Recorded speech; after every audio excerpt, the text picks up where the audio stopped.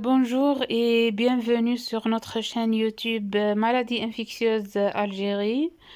Aujourd'hui, je vais présenter un petit topo résumé sur la fièvre boutonneuse méditerranéenne.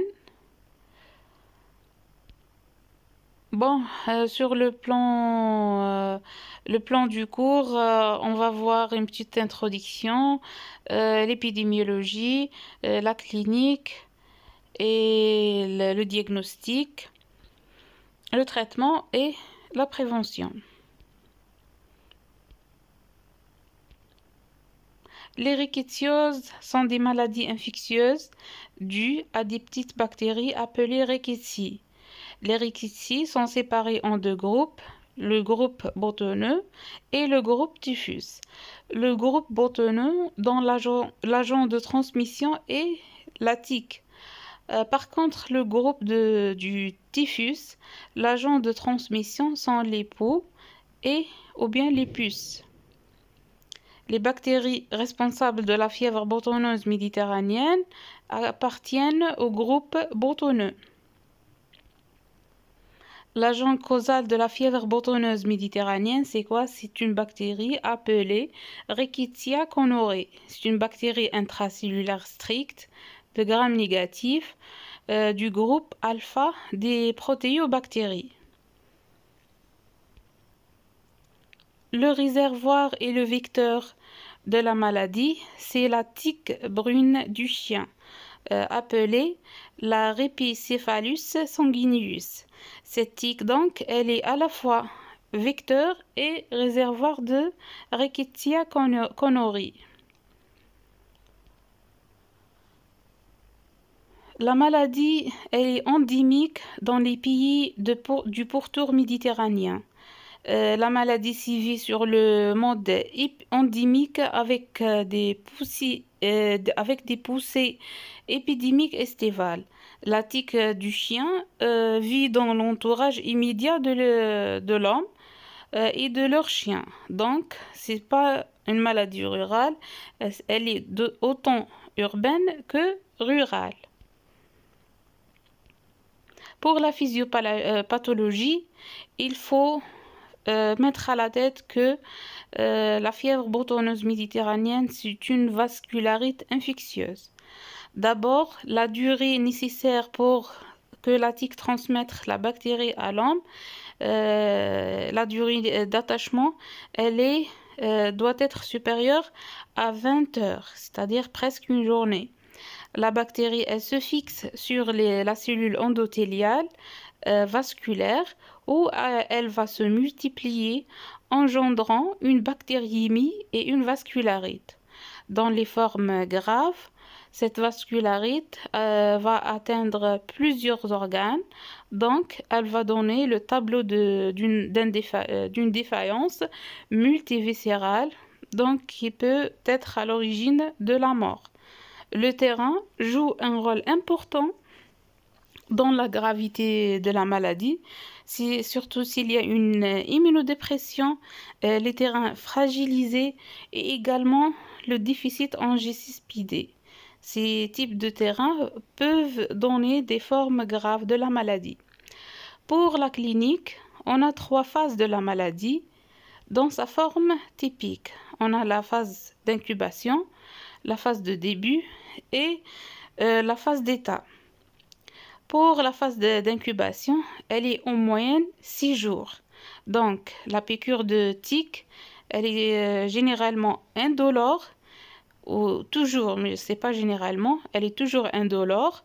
Cette tique doit rester attachée 20 heures pour transmettre la maladie et l'incubation dure en moyenne 6 jours.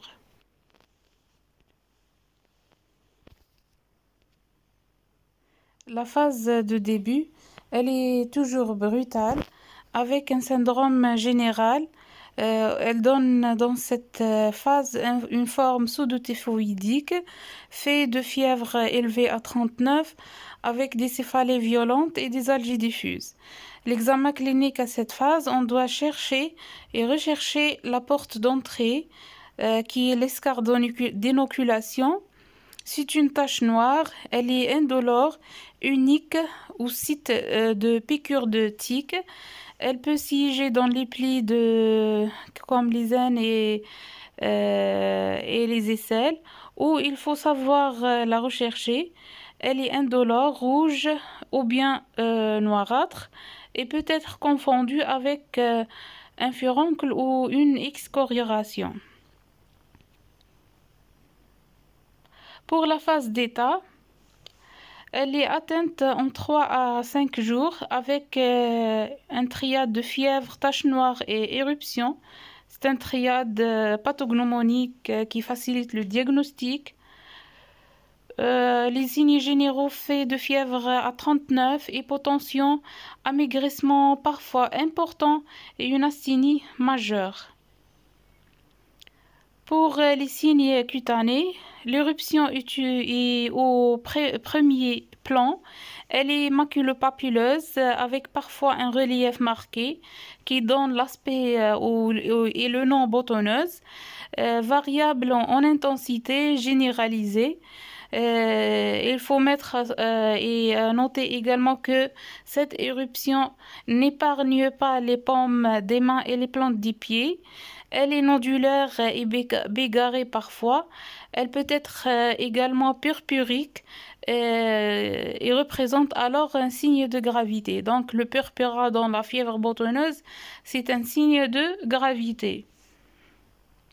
Je vais laisser un post sur l'aspect typique de l'éruption avec l'aspect de l'escar. Pour l'évolution, sous traitement est favorable. La guérison survient en 8 à 10 jours sans séquelles. Les complications sont rares, surtout en cas de retard de diagnostic ou bien retard de traitement ou sur un terrain immunodéprimé ou les malades qui ont un déficit en justice PD. On trouve comme complications l'insuffisance rénale, les hémorragies digestives, les ulcérations gastriques, les méningites et les encéphalites, les myocardites, les pneumopathies atypiques. Dans la forme maligne, on va trouver une atteinte multiviscérale avec coma, SDRA et insuffisance rénale. Le diagnostic, on a deux volets ou bien deux éléments. On a les éléments d'orientation et les éléments de certitude. Pour les éléments d'orientation, d'abord, on évoque une fièvre boutonneuse devant une fièvre éruptive estivale en zone d'endémie ou au retour d'une zone d'endémie, surtout si la présence avec d'une tache noire.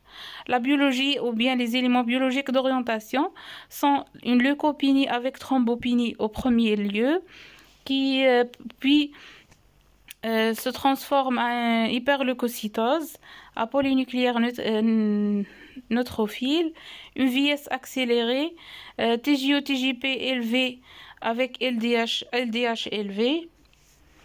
Pour les éléments de certitude de diagnostic ou de diagnostic spécifique, on a la sérologie. La sérologie, on doit faire 2 prélèvements de sérum à 7 ou 10 jours d'intervalle. Le taux de positivité doit être supérieur à 1 sur 128. Le diagnostic, donc, il est confirmé si on est devant sérologie avec IgM positive ou bien une séroconversion, c'est-à-dire une première sérologie négative. La deuxième, on va trouver une positivité de la deuxième sérologie. Ou bien, on est devant une augmentation significative des IgG, c'est-à-dire augmentation de plus de 4 fois de la première sérologie. Pour le diagnostic direct, c'est-à-dire l'isolement de la bactérie, c'est un diagnostic qui est réservé aux centres spécialisés, surtout en cas de forme grave ou bien d'une forme grave avec de doute de diagnostic, on peut demander ce type de bilan. Moi, personnellement, je base sur l'étude clinico-épidémiologique pour le diagnostic de la fièvre boutonneuse. C'est rarement que je demande une sérologie. Pour moi, la clinique, elle suffit largement pour indiquer le traitement et évoquer le diagnostic. Le traitement, c'est quoi? C'est une antibiothérapie à bonne diffusion intracellulaire. Le chef de file, c'est quoi? C'est la vibramycine, c'est la doxycycline, pardon, dose comprimée à 100 mg 2 fois par jour, pendant 5 à 7 jours. En cas d'allergie, on peut donner soit la ciprofloxacine, 500 mg 2 fois par jour pendant 5 jours, ou bien la josacine. C'est-à-dire la josacine, on la donne en cas d'allergie chez l'enfant et chez la femme enceinte. La dose, c'est quoi? C'est 50 mg par kilo par jour. Dans les formes graves, on fait une association de doxycycline avec ciprofloxacine par voie générale.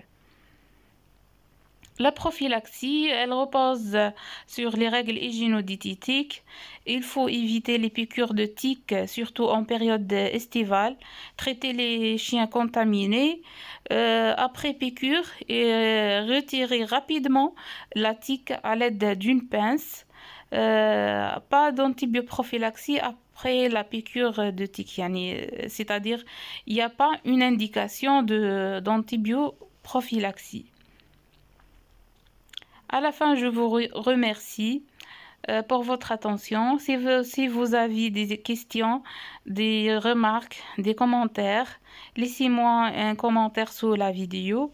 Et deuxième fois, merci pour votre attention.